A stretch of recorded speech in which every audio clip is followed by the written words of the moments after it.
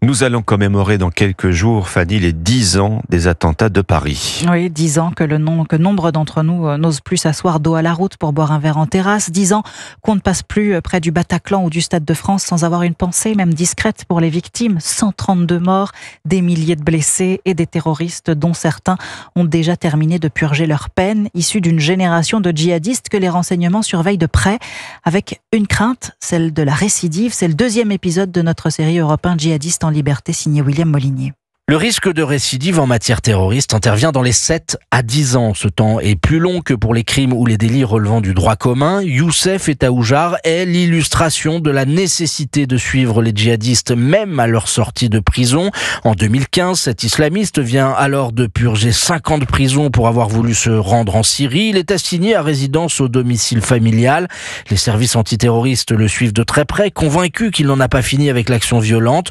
Il dissimule ses conversations via des messageries cryptées. Surtout, il continue de côtoyer ses amis radicalisés. Lors de la perquisition, les policiers de la DGSI découvrent dans une trappe un pistolet d'alarme, des photographies de l'État islamique ainsi qu'une dizaine de téléphones. Dans l'un d'entre eux, des brouillons qui contiennent des numéros de plaques d'immatriculation. L'une correspond à une voiture, celle de Bernard Cazeneuve, le ministre de l'Intérieur à l'époque.